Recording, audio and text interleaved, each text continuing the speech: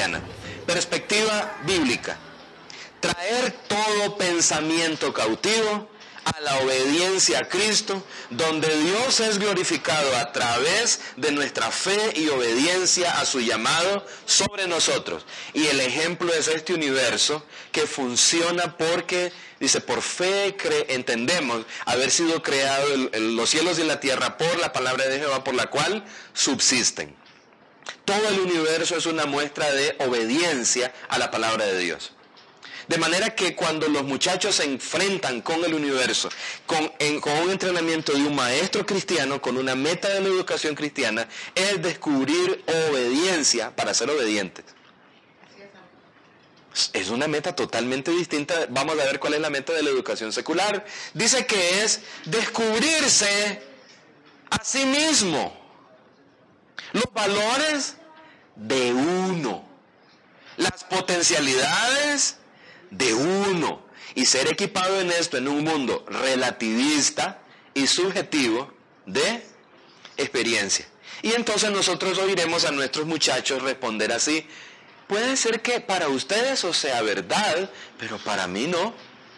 Esa es tu verdad, pero tu verdad no necesariamente es mi verdad. Y supuestamente hay un valor que se llama tolerancia, que tenemos que aceptar que todas las verdades, por muy disparatadas y anticristianas que sean, merecen respeto. Si eso fuera verdad, esta Biblia no existiera. Así es. Porque las declaraciones de esta Biblia se burlan abiertamente de las verdades que son contrarias a ella. ¿Verdad? Jesús dijo: el que oye mis palabras y las cree, le compararé a un hombre sabio que edifica su casa sobre la roca. La educación secular edifica sobre la arena. Y ahora que la moralidad se nos está yendo por el caño, nadie ha dicho que es nuestra educación. Y fue esa educación la que nos enseñó a edificar sobre la arena moral. ¿Verdad? Pero la culpa tiene que ser de algún banco. ¿Verdad? La culpa tiene que ser de algún político. La culpa tiene que ser de algún malvado en algún lugar, algún Illuminati, ¿verdad? En algún rincón de la tierra. Pero un momentito, ¿quiénes formaron a todos esos a los que llaman corruptos y ladrones? ¿Quiénes los formaron? Las universidades. Hombres en la vanidad. Hombres en la vanidad de su mente. Lo triste, hermana querida, es que los hombres que han abrazado a Cristo miran ahora con admiración esos mismos títulos y esa misma formación. Y por eso, cuando digo que tenemos un nivel de divorcio, una tasa de divorcio similar en la iglesia a la del mundo, algo nos dice eso. Cuando perdemos el 72% de la juventud en los primeros 2 años que entran a la universidad, algo nos está diciendo eso. Mucho más. Encontraron su autorrealización. Ahora sí se autorrealizaron. Y no me cuenten cuentos que yo también soy pastor. Pastor, es que viera que desde hace algún tiempo me vengo haciendo preguntas. El mismo chiquito que danzaba al frente, la misma chiquita que en el altar llorando dijo que iba a ser fiel a Dios. Es que me he venido haciendo unas preguntas, pastor. Es que me regalaron un libro y le puse atención al código Da Vinci, imagínate el código. Leyó Wikipedia y lo tomó en serio. ¿Me explico? Estos maestros, con este vocabulario, aquí le ayudamos a su niño a autorrealizarse. No, yo no quiero que se autorrealice. Yo quiero que glorifique a Dios y disfrute de Él para siempre. O la frase: el que quiere ser mi discípulo niegue a sí mismo, enseña sobre autorrealización. Por favor, niéguese a sí mismo, es todo lo contrario de ese valor. Pero de alguna manera la educación secular dice: yo te enseñaré a no negarte a ti mismo, sino a afirmarte a ti mismo. ¿Cómo te vas a poner un signo menos a la par tuya en matemáticas, verdad? A volverte, a negarte a ti mismo. ¿Cómo negamos el 6? Pues le ponemos un signo negativo y entonces ya es el +6, está negado. O sea, no te niegues, afírmate. No te afirmes en Dios, afírmate en el hombre. Y una última, que a fin de cuentas no tiene valor. Y una última, mis hermanos, la naturaleza del conocimiento. Me encantaría cubrir todo y darles los detalles y cómo funciona un currículo cristiano y cómo se realiza una clase de ciencias o de biología o de química desde una perspectiva cristiana, porque quizás muchos de nosotros nunca hemos estado en un aula donde se desarrolla ese tipo de trabajo. Y cuando nos hablan de educación cristiana pensamos, alguien enseñando Biblia. Y por cierto, hay que incluirla, pero estoy pensando en la totalidad de la creación, porque la idea es que toda la creación es sujeto de estudio desde una perspectiva cristiana. Y como ya me quedan unos poquitos minutos, los invito a la naturaleza del conocimiento. ¿Qué cosa es el conocimiento? Desde una perspectiva cristiana, todos los hechos son creados por Dios y sujetos a los propósitos de Dios. Eso es para un amén. Significando que son objetivos para ser revelados y entendidos dentro de un marco creacional unificado. De hecho, la palabra universo da por hecho que solo hay una explicación de todo lo que vemos. Pero ahora la idea del multiverso dice, hay muchas explicaciones y todas son verdad dependiendo de cuál te gusta más a ti.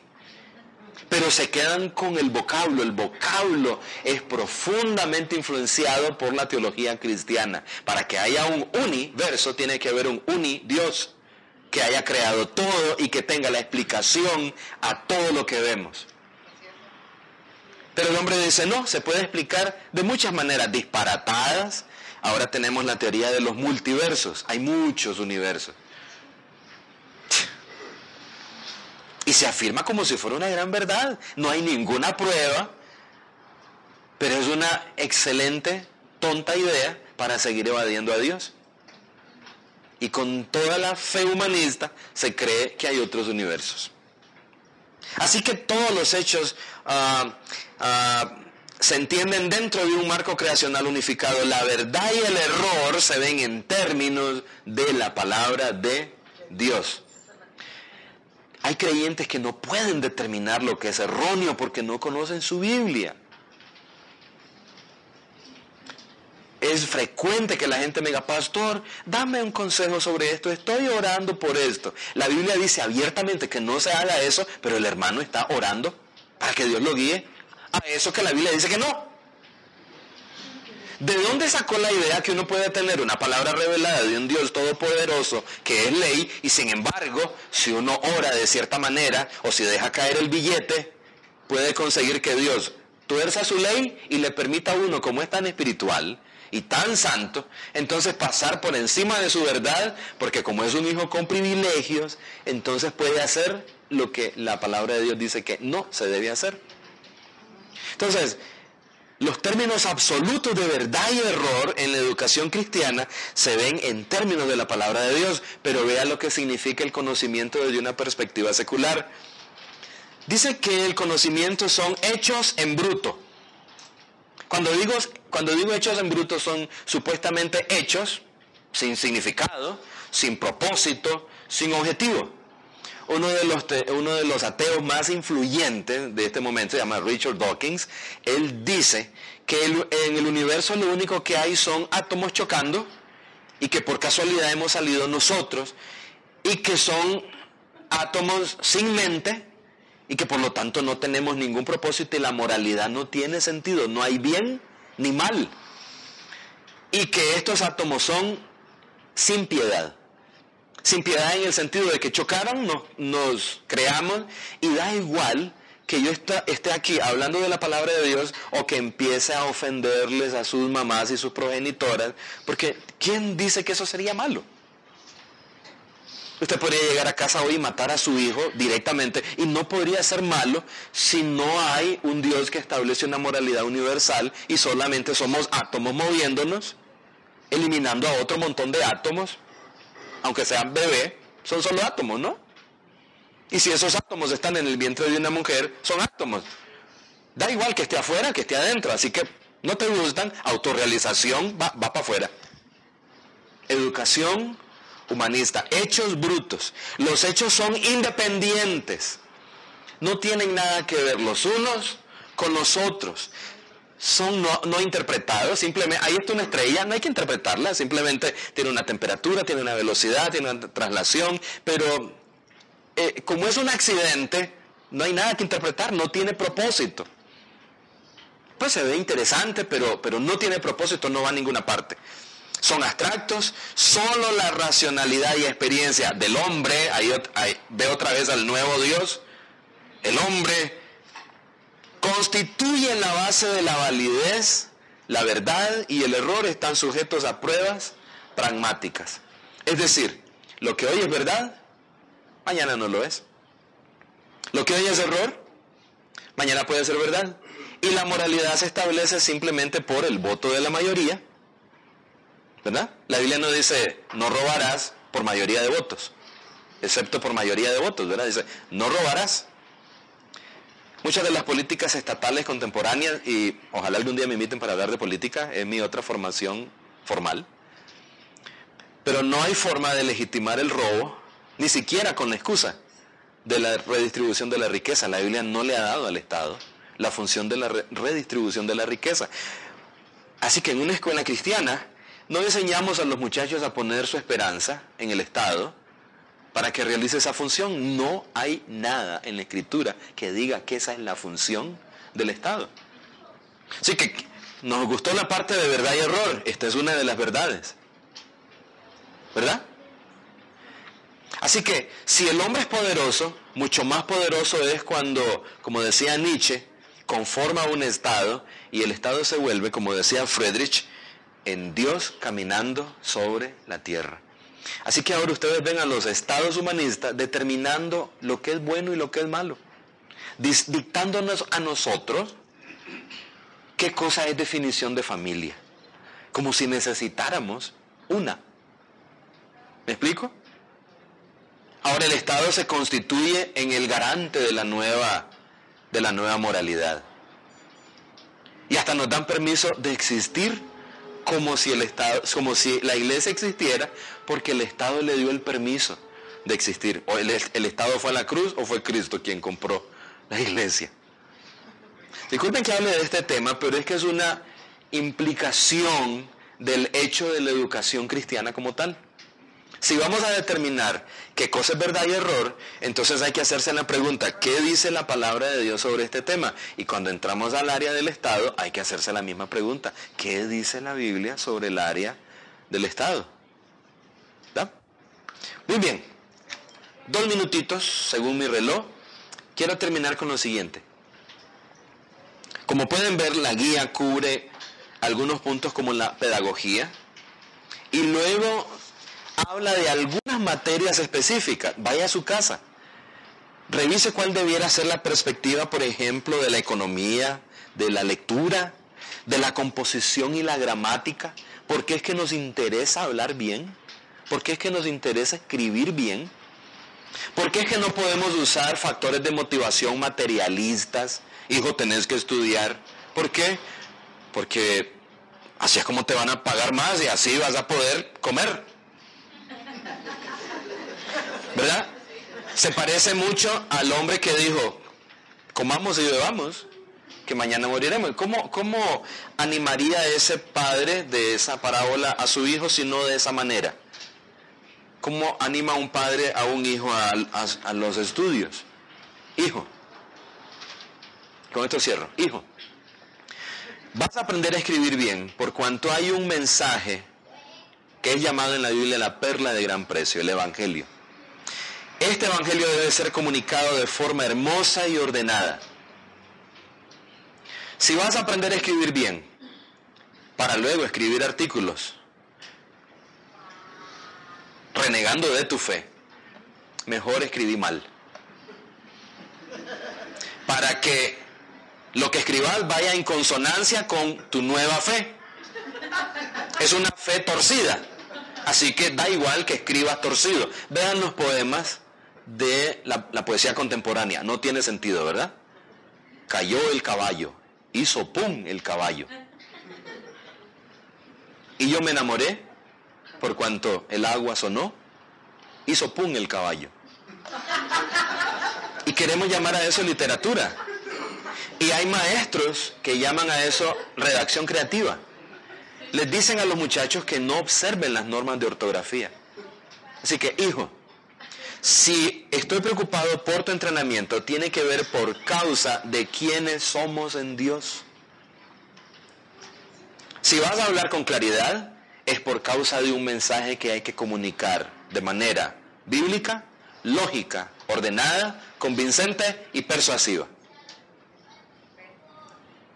Pero cuando lo que dice son, ¿no? ¿Me explico? ¿Qué tal Pablo escribiendo Efesios?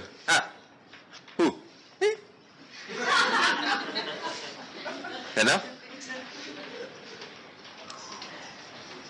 Tenemos un reto por delante, hermanos.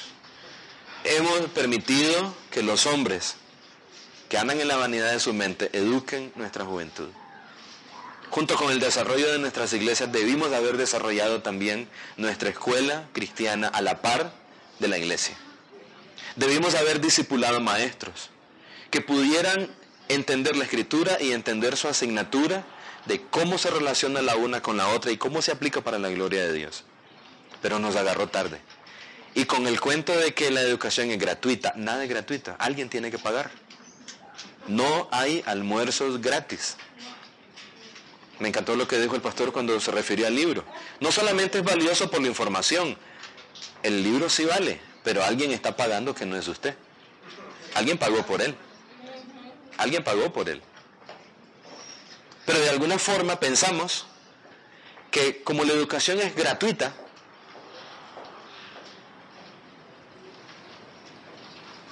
así que eso la hace más peligrosa. Porque en medio de nuestras carencias económicas, resolvemos nuestra carencia enviando a nuestros hijos donde es gratuito, aunque ahí haya gente en la vanidad de su mente educando. Y pagamos caro esa decisión, ¿verdad? Nos salió barato porque era gratuito, pero pagamos caro. Y la iglesia lo pagó todavía más caro. ¿Cómo lo pagó la iglesia más caro? Porque esa juventud que debiera sustituir al liderazgo mayor, no lo sustituye. No lo sustituye.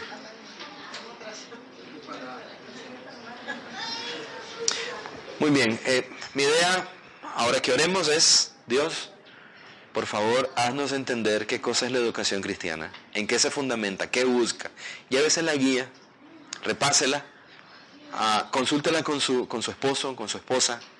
Si sus hijos son mayorcitos, hable con ellos. Quizá tenga que pedir ayuda en su iglesia y buscar cómo desintoxicarse, ¿verdad? Equiparse para eso. Oremos. Señor, una vez más, tú tienes toda autoridad en el cielo y en la tierra. Y eso incluye la educación. No hay ningún área de la vida que se pueda entender de espaldas a ti. Pero Señor, creímos la mentira de la neutralidad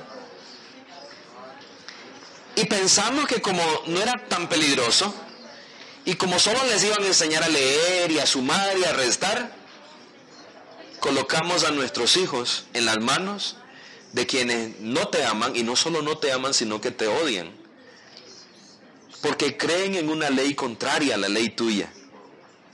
Y les creímos, y hemos pagado un precio carísimo por eso. Creímos a las doctrinas pedagógicas de los hombres. Los incorporamos a nuestros currículum de escuelas dominicales. Y el precio que hemos pagado es también muy alto. La nueva generación parece que tiene que ser mantenida como con vida artificial. Tenemos que ofrecerle algún juego semana a semana porque si no, se van a ir.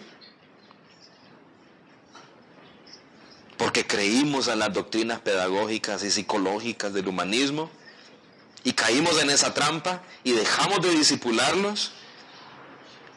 Y como dejamos de discipularlos nosotros, el mundo los tomó y les enseñó una doctrina contraria a la tuya. Señor, te pido por estos padres que están aquí, por estos pastores también, para que en tu gracia nos muestre, Señor, la dinámica de la educación cristiana y cómo es posible interpretar toda la realidad y todas las asignaturas desde una cosmovisión o perspectiva cristiana. Señor, que mis hermanos sean movidos a explorar este campo, explorar a profundidad la guía. Nos hemos reído esta noche, no era el propósito principal, porque debajo de esa risa hay un dolor en nuestro corazón que no puede ser tapado simplemente con el triunfalismo de una iglesia grande, sino la necesidad de ver las futuras generaciones de cristianos creciendo en santidad, en justicia y en compromiso delante de ti, Señor, sin que tengamos que usar carnadas humanistas y mundanas para alimentarles y cuidarles. Te pedimos delante los unos de los otros, como testigos los unos de los otros, que nos instruyas más en estas cosas. Te lo rogamos en el nombre de Jesús. Amén. Muchas gracias por tu tiempo.